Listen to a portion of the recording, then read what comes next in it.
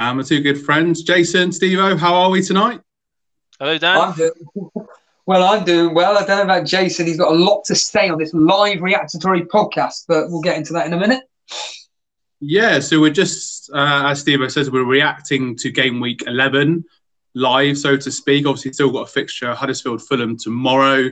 Chelsea have just beaten Crystal Palace. Man City have just destroyed Southampton. So, yeah, we're just recapping how our teams have done over the weekend. We'd love to hear any comments, any feedback. Tell us how your team has done this weekend. And, yeah, we're just going to be discussing the impact on our mini league as well. We're in a 50-strong mini league, so we'll just be discussing how our game weeks have affected our positions in the league. So, Steve-O, over to you, my friend. So a quick recap over the score from yesterday. So Bournemouth lost to United 2-1. Cardiff losing 1-0 to Leicester. Everton beating Brighton 2-1.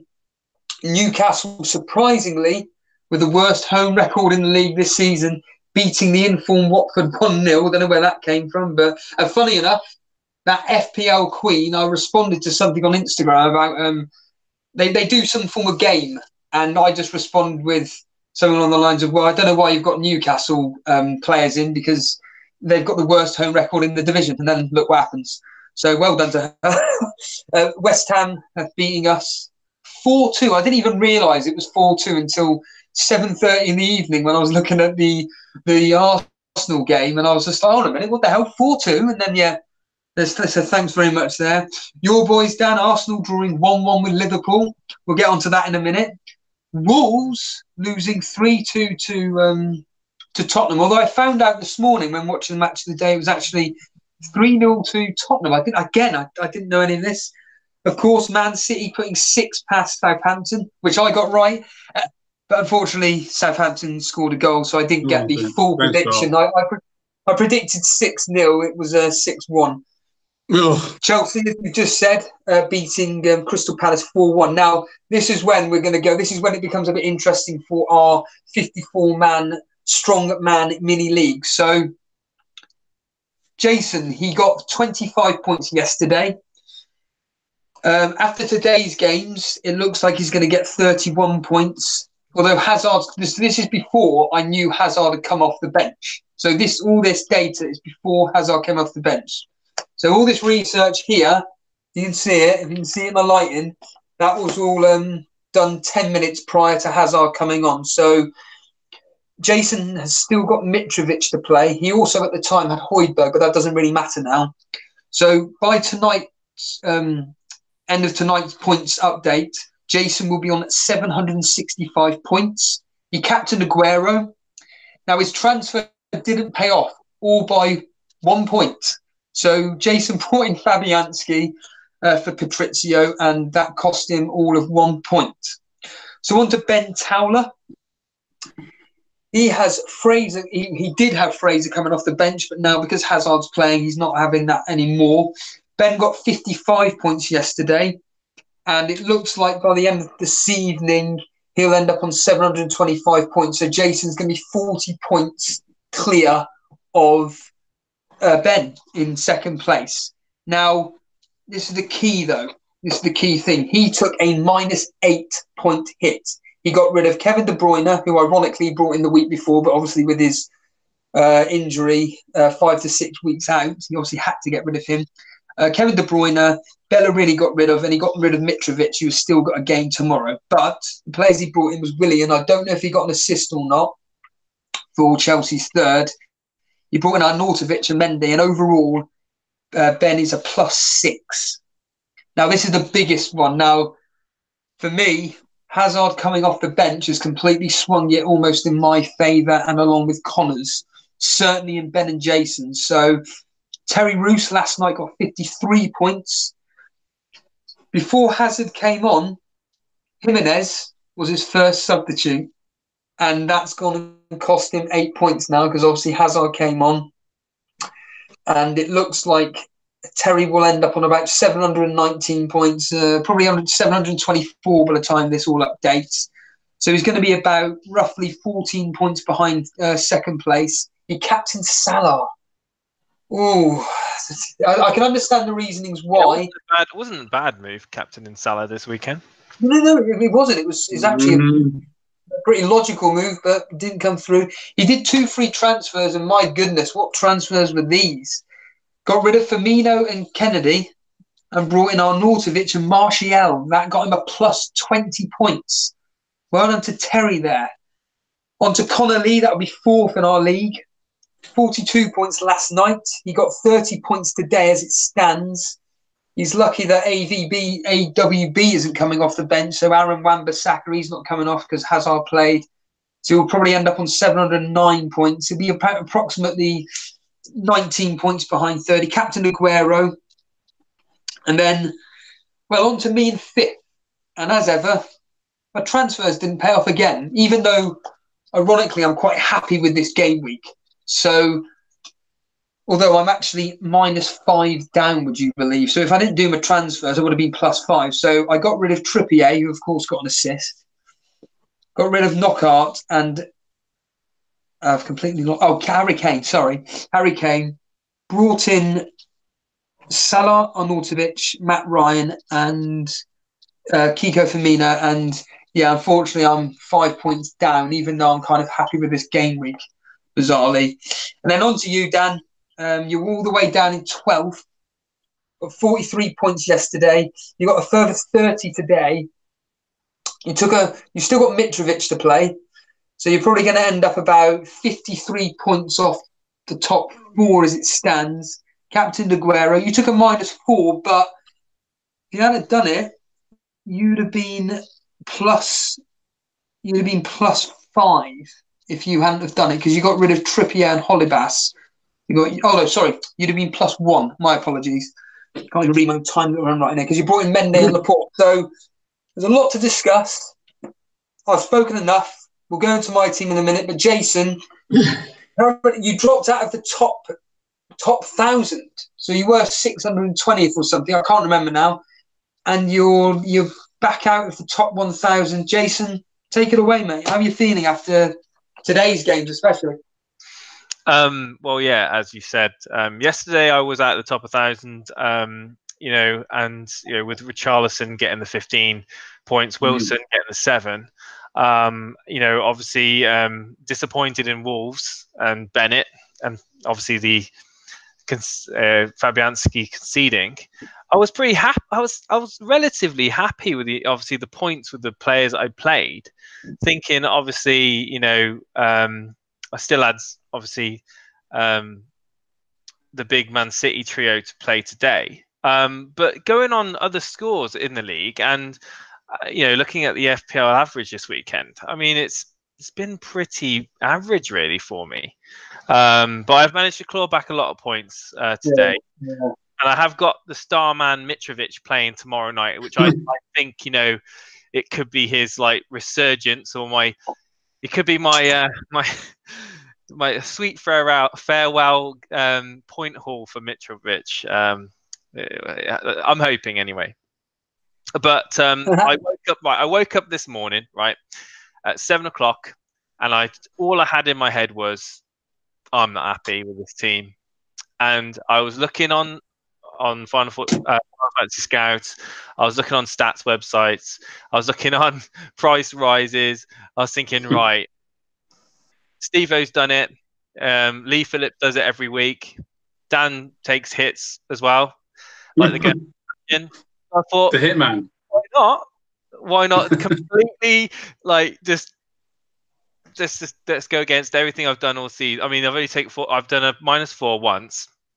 This is my second hit, so I've done a -8. And I'm not going to say who I've brought in or who I've transferred out. But I've completely rejigged my team, and I feel like I've got a more balanced team as a result of it now. And I like to have that feeling of confidence going forward. And I wasn't feeling confident this morning when I woke up. I was thinking, I need to do something with my team. And many, many times it's been proven that if you're willing to take a risk or to take a hit, people who took out Hazard for -4 this weekend, lots of people have done that. Captain Sterling, hats off to you. Obviously, Hazard's an amazing talent, and I was stubborn, and I was considering it, but I didn't want to lose the team value in Hazard, and as he's proved today, he doesn't need that long on the field to massively impact the game, and he should be nailed going forward. And you would expect that Sterling, even though his performance warrants it, he is still, there is going to be that game where he's benched, and you know, and the rotation will start kicking in, and you know, it's one of those things. It's frustrating things as a City owner, right? So yeah, that's my answer. Well, of course. I mean, I'll come back to you in a minute, Jason. We'll let Dan speak for a second. Obviously, Sterling was somebody you were going to bring in a few weeks back. You never did. You regretting that decision? I don't know. It's all very well talking with hindsight, but like Jason said, Sterling is a slight rotation risk, and I've already, you know, been burnt by bringing in players in the past that have been dropped or injured or whatever, and that's the reason why I brought in Mendy and Laporte. Was Mendy is pretty much a nailed-on starter for Man City, because I think in his position there's Delph and there's Shevchenko as well. They're not really it's not really their natural position. So that was the thinking behind Mendy, and obviously Southampton coming up, and then Laporte as well as the left-sided centre back seems to have nailed his place in. So that was, I wanted to get that City coverage in the team, and I said a few weeks ago about getting a better balance and structure to my team, and I still think I've done that with the transfers. Obviously, I've taken an 8-point hit over the last 2 weeks. It paid off a lot better last week, but I feel that the balance in my team's a lot better. But yeah, obviously hindsight's a great thing. I mean, yesterday Mane scored a perfectly legitimate goal. I'm glad it was disallowed because it was against my team. But, you know, Fulham next weekend, Mane, Salah's in the team. So Sterling is, there was a stat going around that he's had the most touches in the opposition's penalty box. That was last week. And obviously he's been in Southampton's penalty box a lot today with 2 goals. So I doubt that's changed. But, yeah, reasonably happy with this game week. But just when you look at it, Laporte, Mendy, Salah, Mane, we've got 8 points between them. It's crap. But Richarlison, thank you if you're watching. Yeah, I mean, going on to your hit take in there, Jason. I mean, to be honest with you, I do think that hits are only worthwhile if you're doing an emergency transfer. So to sort out your team, like you alluded to, like people like Dan, and no, I don't mean this in a disrespectful way, but people like Dan, you allude to Lee Phillips. There's a reason why they're so far down the league. I mean, Lee, yeah, great. He came up to 5th or whatever it was. He's now back down to, I think, 8th, 9th. I can't specifically remember, but he's dropped down again. He took a 12-point hit this weekend. I don't think it's worked out at all. I haven't looked at his team specifically, but I don't think it's paid off at all. I look at people like Mike Brailsford that are literally, I think he's second bottom so he's 53rd out of 54. Takes hits. I think I looked at his team transfers, and barring the first 2 game weeks, he has taken a hit every single week. And I think you alluded to it last week. There's that word. I think you mentioned that point last week where taking hits is okay so long as you're clearly doing this, looking ahead to the future. But taking hits for just current, not informed players, but players that are, you know, almost like the player of the week or what. Take Ross Barkley as an example. One of the most transferred players in this week. Yeah, it makes sense to bring him in. I get that, but at what cost? But who was taken out? And he's produced nothing today. So, Jason, I'm just assuming that this was just purely an emergency transfer situation where you've had to. I mean, let's be honest here. Taking that into account, you're going to be 32 points clear of second place. So, like I said, I woke up early this morning. I was still probably half asleep when I made the transfers, but I had the gut feeling that I needed to shake up my team a little bit and strengthen in areas. So a redistribution of funds was needed, I feel. And obviously there are some real nice fixtures coming up for certain teams. some informed players that are breaking in to top teams as well. And I just feel like, this was the time. I've got a little bit of a cushion at the top. I mean, obviously, if I was thinking more about my overall rank, then I might be a bit more conservative and maybe just done a -4. I didn't need to do the -8. The -4 would have actually been okay for what I wanted. But then, again, balancing it, I didn't want to have money in the bank left when I could have distributed that funds into another area. So that is part of the reason why I took the -8. And I looked at the fixtures, I looked at the form, both boxes were ticked. The expected goals were ticked. And one, I mean, I have, obviously, it always, price is always a factor as well.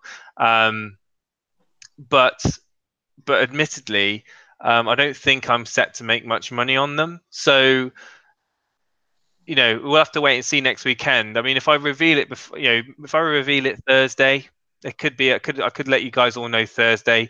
If not, certainly on the week Saturday's reaction podcast, we can discuss it. But yeah, it's going to be one of those defining moments of the season, really, when you look back at these sorts of hits. I mean, it's quite. It's quite a change of tack, though, Jason, because you're somebody that always waits for the pressers. You always maintained that before, that you'll wait till Friday for that information about any injuries or any potential rotations. So it's quite, and really, like Steve-O said before in previous podcasts, you can kind of play it safe. That's what my instant reaction to it was. Well, yeah, absolutely. In fact, that there's always that risk of it just completely biting you in the ass, and especially with the international break coming up, after next weekend. So, there is obviously a risk factor here, and I'm very much aware that I'm putting myself in a very vulnerable position where midweek games, players can get injured. Press training sessions, they can get Champions League, Europa League. Yeah, exactly. So no, I wouldn't ever advise anybody to do such a thing, really, especially before the actual games have been concluded. Finished. Yeah, that's the mad thing as well. So it is a pretty maverick move, but we said it a few weeks ago, didn't we? We talked about it, and this is a game. We all love playing it. And sometimes I said to Steve-O, and I've said to other people, sometimes making these bold, switches, like a mini wild card almost. People are, I nearly said elude, but I'm not. Just say it, man. It's elude. It's a great word. It's that mini wild card, that -8 hit, and it does come with a bit of excitement going into the next game, assuming they play well. If it doesn't, it can come crashing down. So. Yeah, hopefully it won't be in Steve-O's stats book where he says, Jason, you took a -8 hit this weekend, and you're -. Well, it's funny because, I mean, of course, Kane went and scored yesterday against Wolves, and it was the other player that I couldn't stand. I got rid of. Lucas Moura. There he is. There's that name, Lucas Moura. He scored, and I guarantee you now, if I looked in the up to whatever amount of game weeks it was when I got rid, I probably lost a certain amount of points. But I certainly think that looking at where I am in the league and our mini league at the moment, I mean, what I wanted to ask you was, Dan, is that this is what your 5th game week in a row you've taken a hit. I mean, how are you feeling about taking the amount of hits you are? Why don't you just... What is making you want to take so many hits and constantly change your team, despite the fact that, to be fair, getting Laporte and Mendy actually made a lot of sense. I mean, us seeing Southampton probably scoring v Man City, quite a small chance. So, but the amount of hits you're taking, do you really think it's worth it? Well, it paid off last weekend. So bringing Mane and Salah in, and with that game against Fulham next weekend, I'm expecting some great returns next weekend. And I think, as we've talked about before, I was going to say that word then. As we've talked about before, I'm in a position. Obviously, I'm 12th, and I've gone up. I've had a green arrow. I've gone up 3 positions as we speak, as we're reacting. And I mean, that I need to take a little bit of a risk. And I think bringing Laporte and Mendy in, Mendy's previous record, Southampton's goal scoring record. I mean, when I was coming home, I just looked and I was just like, oh, yeah, Danny Ings has got a penalty. Yeah, of course. 30th minute goal. Southampton haven't scored for about 25 years and they go and score at the reigning champions. But I don't know. I think it's taken a few risks to get some differentials in and hope to creep up the league slowly and then wait for my little killer move with bench boost or triple captain. I just want to keep getting these above average scores, keep getting them. None of these stupid 25 or 30 crap scores. And then I'm kind of relying on my chips. Just keep my chips. I know people in our mini league have used their chips. People above me, Dale, Cy, Bellamy, I'll call you both out. The Bellamy brothers have both used one of their chips each, as I'm aware. So I've still got them, so I can use them for one particular game week and get back up. So, and I said, the structure of my team's better now. My midfield's stronger. My defence is stronger, like Laporte, Mendy. I mean, the issue that I've had is my bench is the players are just bench fodder. Although, ironically, Westwood got 5 points yesterday. That was more than Mane or Salah got. Yeah. He's done that to me again, Westwood. But I've got Rico from Bournemouth that never plays. Wan-Bissaka, which is a good backup and squad filler player, I suppose. But yeah, that's what I've been burnt by a little bit. So I just want to improve that defence. Got Mendy in there. Doherty's still in there. Not sure about him, but pleased that I didn't double up in the Wolves defence again. So yeah, so I just want to interject. We've got a few of the guys in chat. We've got Vince, hi Vince. We've got Aman Dillon. I believe we were the one that gave him the advice last week. So he's done well this week. So you're welcome, Aman. And like we will always we'll give you our opinions and a little bit, and we will look at advising, but there are many combinations of players that can work out in each game week. So take it all with a pinch of salt. Because I think I recommended Diego. I actually talking about your Rico, Dan. I was actually singing Rico's praises. I think back in game week 4, singing, yeah, he's going to be nailed in sort of a flair. He's hardly ever played since. I know. So I know. Well, talking of players, were there any players this weekend which you're kind of marking their cards? So, for example, I'm looking at Martial. I'm also looking at the fact that Eddie Howe decided to play. Thanks to Match of the Day, I actually watched it this morning. It looks like David Brooks is potentially up in a new position, playing up front. That's now caused me a bit of a headache ahead of Newcastle. Were there any Richarlison getting 2 goals yesterday? Another one, Arnautovic coming back from illness and scoring a goal and getting assist. Lacazette, who do we pick? Is it Aubameyang, Lacazette? Who knows? Were there any players yesterday that stuck out, or even today, where you're thinking about possibly? I'm thinking Jason may have brought in Martial myself, despite Man City next week. Yeah, I'm right. As a United fan, absolutely think Martial is just literally is turning into that player. Like I almost don't want to say it. I almost just want to not even think about it, because like the last few seasons he's shown glimpses of absolute quality. His touch, his finesse, I think Gary Neville made great points about his positioning and his runs off the ball.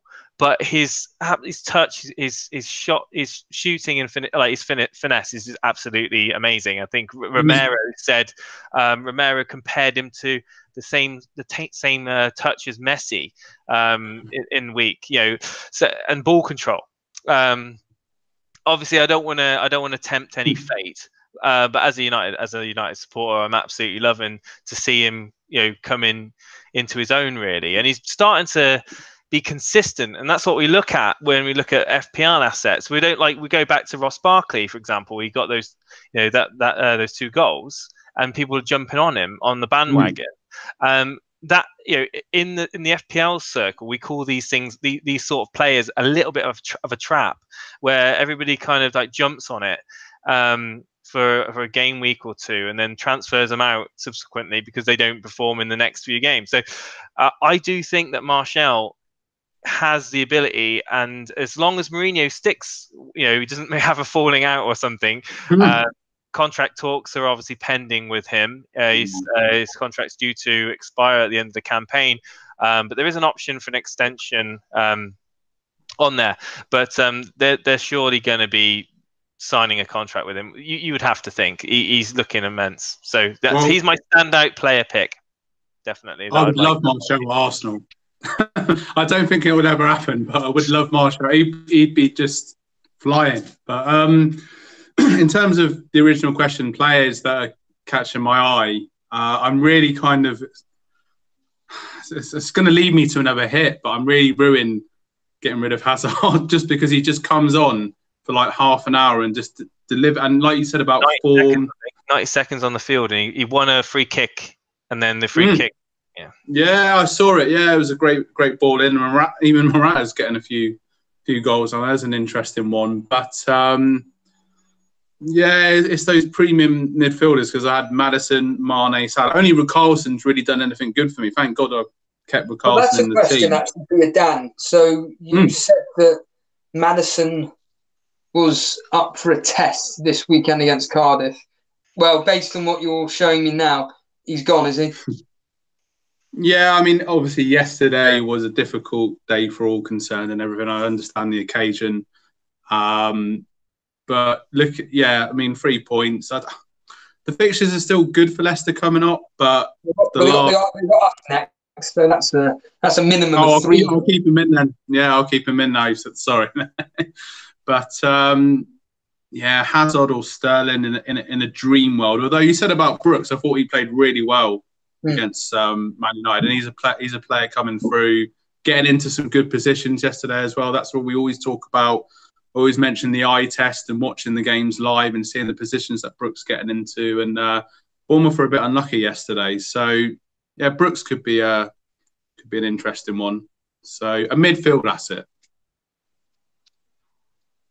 I mean, looking ahead to tomorrow's game, so I'm looking at our predictions at the moment. So as it stands, myself and Dan are tied on 8 points each based on correct score outcomes or just outcomes in general. However, I have got 7 outcomes out of 9 so far, and that means absolutely nothing considering that myself, Dan, and the history are actually all going with a Fulham win. But Jason, Dan, you both have Mitrovic playing tomorrow night.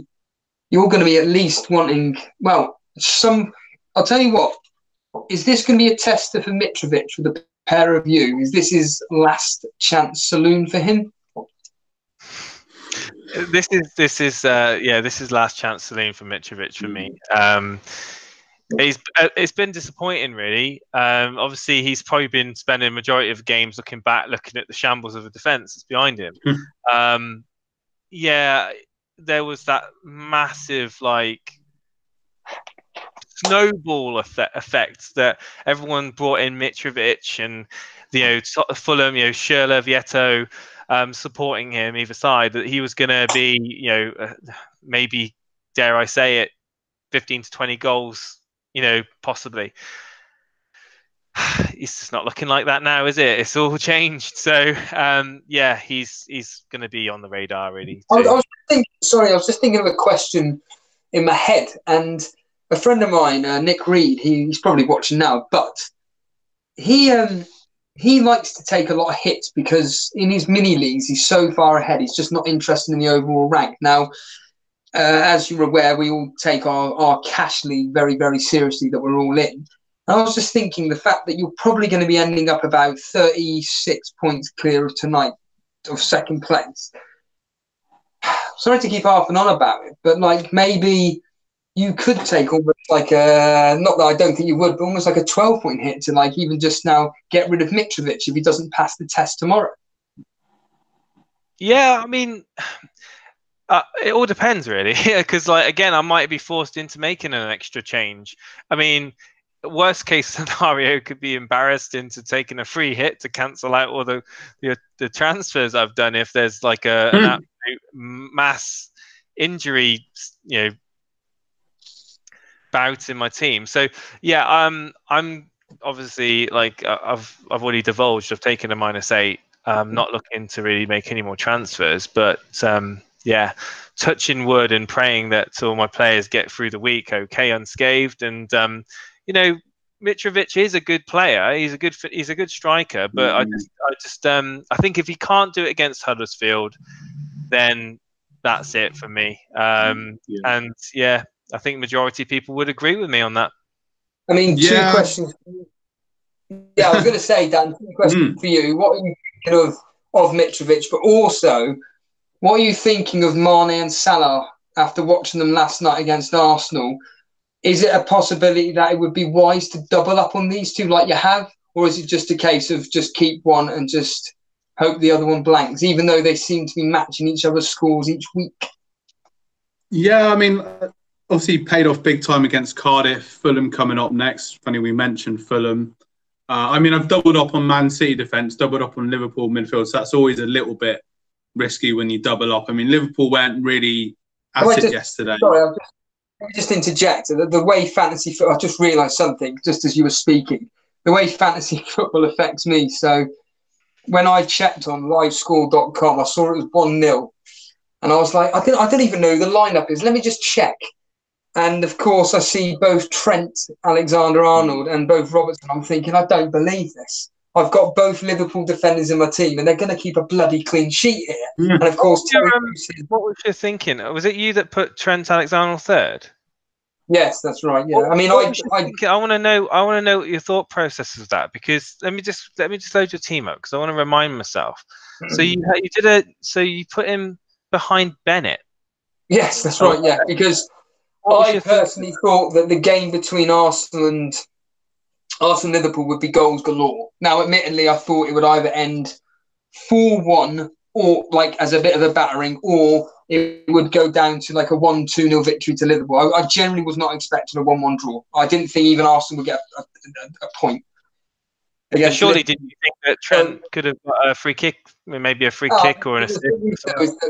My worry was the fact that, number one, Trent may not play, and the thought of, to be honest with you, he's not really got much attacking returns at all this season. And I was only going to be really playing him against the more poorer team, so to speak. And I actually thought that, well, a Wolves defender up against, let's be honest, a goal-shy Tottenham, an underperforming Tottenham, may potentially get me a clean sheet after Wolves doing so poorly over the last. I mean, they're totally. What was that? 3-4 matches on the bounce they've lost now. So, don't get me wrong. Going forward, I'm at the moment with Liverpool fixtures picking up again. I will be playing both TAA and Robertson, but I can guarantee you now he won't play. Either one of them won't play against Fulham. I just know it. So, but yeah, I mean, sorry for saying that out loud, but that's how fantasy football affects me. But Dan, you were saying about Mane and Salah and the double up. Yeah, I mean, they were quite. I mean, Mane did have a goal disallowed yesterday that should have stood, to be fair. But when it's your fantasy players playing against your own team, you're kind of less annoyed when they don't get the points. I was just like, because I was so into the game and I was so happy that we didn't get this battering that Paul Merson and, as you predicted as well, we'd lose 3 or 4-0 and we'd have to throw the towel in, before the game ended. But, looking ahead, it's tricky. I mean, there are other options as we talk about Hazard, Sterling, and maybe downgrading a defender and getting in Hazard or Sterling, but that's going to take another 4-point hit. So at the moment, I'm just thinking keep Mane, keep Salah in. Fulham's defence is terrible. Let's see what happens. That's another limiters test. If Mane can't perform against Fulham, it's gone. And then Mitrovic tomorrow, if he can't perform against Huddersfield, it's gone. I'm different. I'm thinking if Salah can't perform against Fulham, done. He will. Yeah. He'll score. He'll score at least 1 goal against Fulham. So Dan, we've got potentially 2 double up options from 2 teams. So we've got the Mane Salah double up. What do you think on which is what we've got for our podcast team, which is funny enough, Mitrovic is our captain this week. So who knows I completely forgot about that. And Goodmanson is our first sub. So what did he do yesterday? But anyway, that's beside the point. So what do you think about potentially like our podcast team, Aubameyang and Lacazette double up in our teams to go alongside, even though it's quite expensive to go alongside either Arnautovic or the inform Aguero. Although what I will say is, surprise, surprise, Aguero got his standard one goal, although assists. So he kind of paid the faith with the captain's choice. I'm still agreeing with Jason that because he is the informed striker at the moment, along with Callum Wilson, that it's just worth not selling. But going back to the question, Aubameyang, Lacazette, which one, or potentially have both? Well, for those watching, our joint podcast team is comprised of players from teams that finished 6th or below last season. So that's why we're able to, we've got the budget to have Aubameyang and Lacazette, really, haven't we? Aubameyang started that game really well yesterday. He was drifting in on the left against your mate, Trent Alexander-Arnold, however it is you bloody say his name, sorry. But yeah, he was causing him a few problems. And then the second half, he was quite quiet. He was taken off for 15 minutes ago, and I was thinking, I don't know about this. But they're kind of vying for the same spot. At the moment, Lacazette's got that central striker spot. Lacazette didn't really play that well until he scored a brilliant goal. So we've definitely got to get Lacazette in there. Aubameyang, yeah, I mean, before this, he's been scoring, coming off the bench against Fulham, got 2 goals, scored against Palace off the bench as well. So, yeah, let's get both of them in. So Vince has said that, did you know that Arsenal are horrendous in November? Yeah, I know about that. They call it the Black November, I think it is, because we normally start really well. And it's a thing that's gone back from years and years of, just the history of Arsenal have always been terrible in November. But we've got some tough games. We've got Tottenham, Man United, and we've got Wolves as well. I mean, I know Wolves lost yesterday, but that'll be a time. And we got Bournemouth as well. And watching the way that Bournemouth played yesterday, United were terrible in the first half. They're much improved in the second half. And I was watching that game, and I just thought, United are going to score. And then Rashford pops up, took the goal really well. But, yeah, November's always a bit of an iffy one for Arsenal. I think I think with Arsenal, it's one of those things with Lacazette.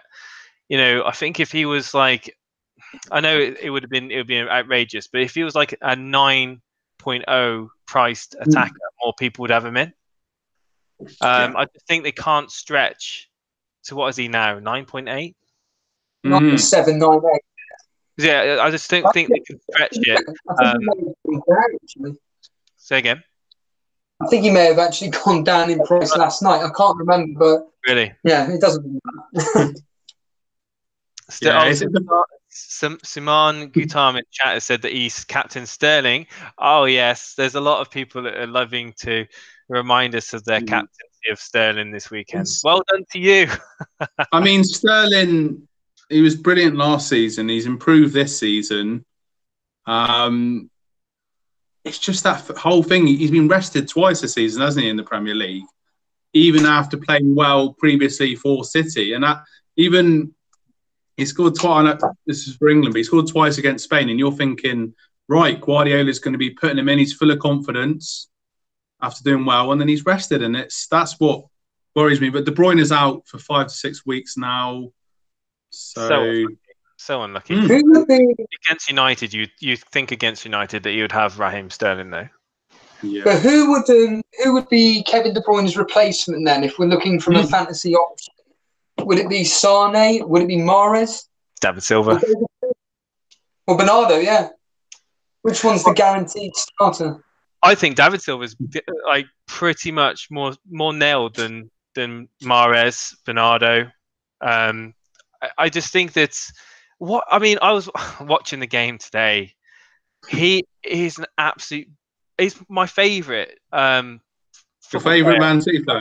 No, he's my favourite football player to watch in the Premier League. He's a brilliant player. He is just absolute. He makes everything. He reminds. He's similar to Kevin De Bruyne, really. He makes everything look so easy. Like his passing, his range of passing, his positioning. He's playing a lot more advanced than he was last season, and he's getting amongst the goals now as well. So Yes. he's.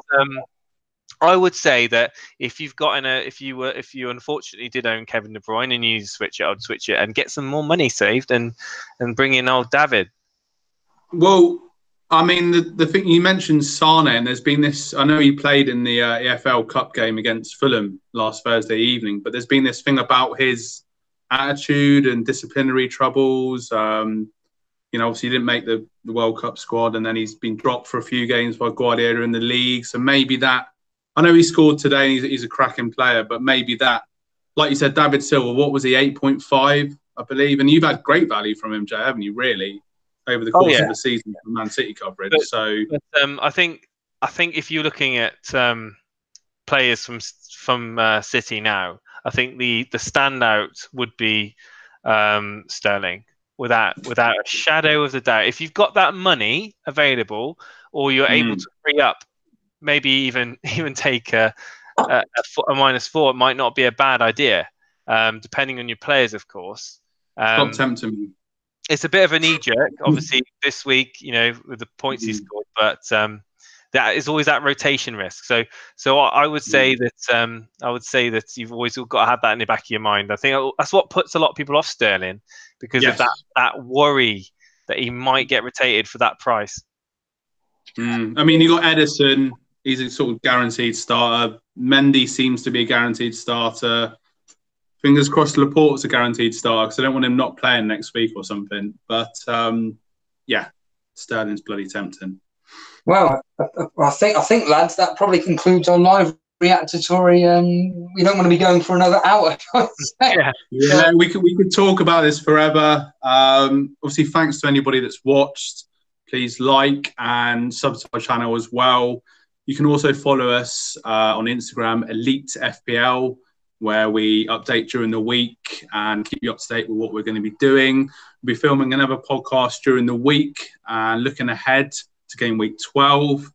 So, I think that's pretty much it. Hope you all enjoyed your weekend's football, and going to be staying tuned for the big game tomorrow, Huddersfield Fulham, hoping that Mitrovic does some magic.